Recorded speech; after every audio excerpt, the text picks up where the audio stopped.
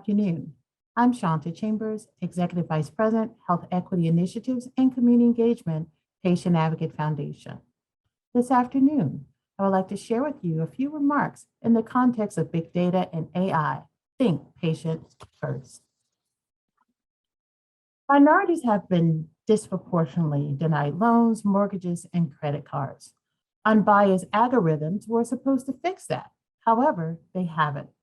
It's been well documented that even with the removal of race and gender from algorithm models, it does not close the gap and predict default rates among white, Black, and Hispanic borrowers. One reason is that race tends to correlate with many other characteristics, such as an applicant's neighborhood and other factors. But researchers found that eliminating 10 other factors that correlate most with race, such as education level, property type, only slightly reduce the disparity in default rate predictions. Human resources. How can we learn and what can we learn from our human resource environment? So human resource algorithms aren't sophisticated enough to make strategic decisions when it comes to hiring and selecting key personnel. In 2004, Amazon learned this. They launched a new recruitment algorithm to help them find the best job candidates. A year into this experiment, the company saw that the tool was biased against women and quietly shut the program down. And many employers now use AI-driven tools to interview and screen job seekers, many of which pose enormous risk for discrimination against people with disabilities and other protected groups. In our world of big data, it's possible to reconstruct whether someone is part of a protected group, even if you're excluding race and gender. We cannot ignore that for marginalized populations, the healthcare system has been entrenched in discriminatory behaviors and practices that have breed years of mistrust, and some of those behaviors continue today. This entrenched behavior has not only played out in healthcare systems, but also in criminal and legal systems, in housing, in workplaces, and as I'll point out later, other systems. Unbiased algorithms, again, they were supposed to fix this, but they haven't. So what if we begin to turn our focus and look through a lens of equity? As I was preparing my brief remarks for you today, it stimulated more questions than actual answers.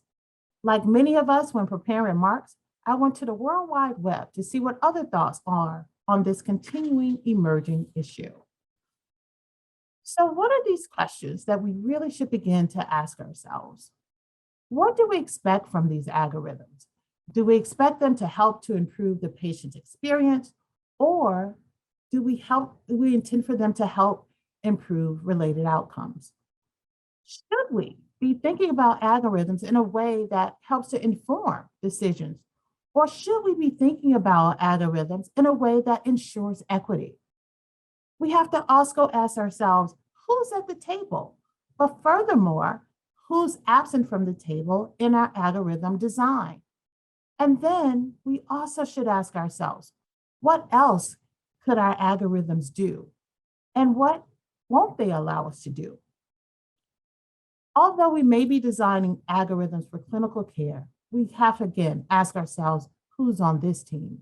Is the team comprised of cross-disciplinary stakeholders, such as those who represent nutrition, social science, mathematics, computer science, or even other disciplines such as law, policy, philosophy, and even those who bring a perspective that accounts not only for the clinical elements of care, but also the social context that influences healthcare outcomes and quality of life. They should then fit these insights into a broader consideration of what is really the strategic trajectory. What is it that we're trying to do? And how might a blind algorithm support or hinder our progress?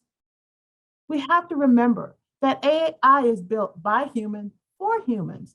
However, oftentimes, the humans intended to be served or benefit from our AI innovation is not always clear. We have to ask ourselves, who will be the greater benefactor of the innovation that AI provides us? Is it our healthcare system? Is it our institutions? Or is it patients? If patients are not the primary benefactors, then our systems will continue to be flawed. Bias is in data. We know that. That's no secret. So, how do we ensure bias free data in training or development of algorithm?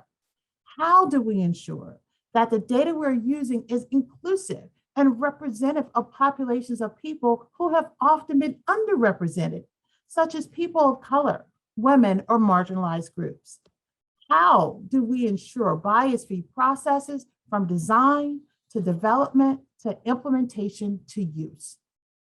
We must acknowledge that our current tech industry had limited representation of people who can understand and can work on these potential harms. How do we ensure that other data systems that help to inform even AI design are bias-free? As Dr. Latham has highlighted, we cannot ignore the historical experiences of data and some of the unintentional harms that have been caused by its use. We also must acknowledge that rather than eliminate discriminatory practices, that in some cases AI has worsened them. So how do we stop ourselves from doing the same things over and over, but expecting different results?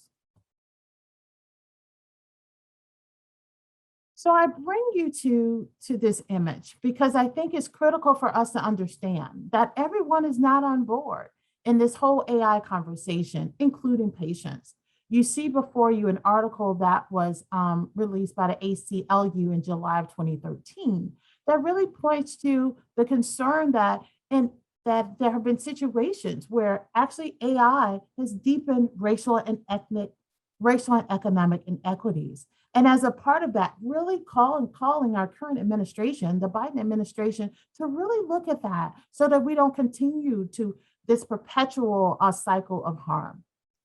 The image that you see focused is at the bottom right, is actually an article that highlights how discharge planning decisions were being informed with help from an AI model.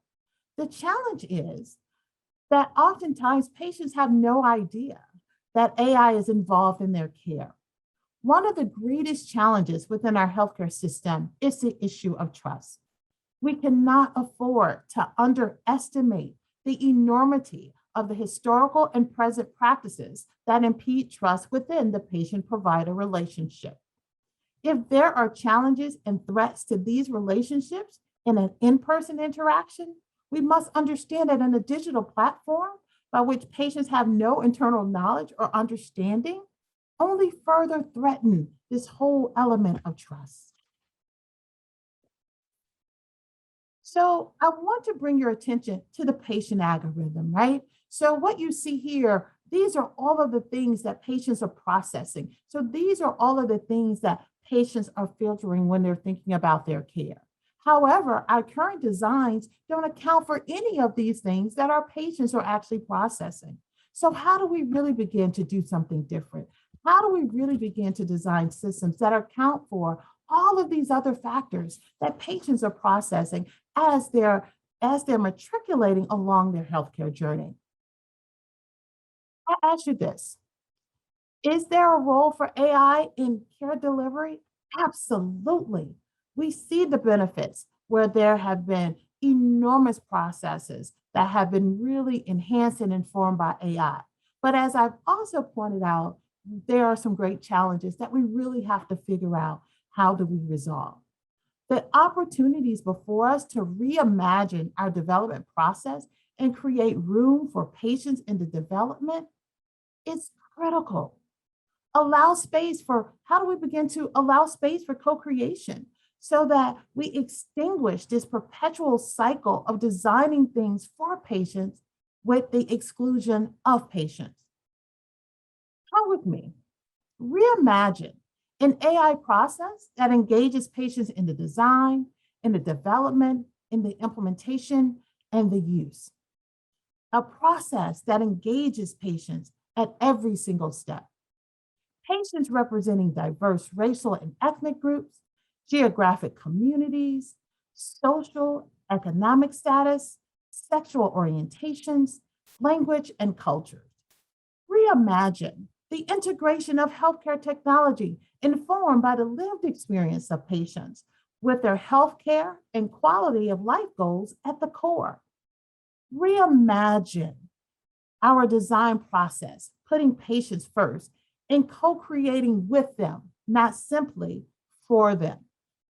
Can this type of co-creation exist? Absolutely. And my fellow panelists is going to demonstrate that it can happen, that it can work, that you can engage with patients and communities in a very strategic way to help inform the integration of big data and AI to bring forth some of the best innovation. Yes, the question is, it can happen. The answer to the question is that it can happen.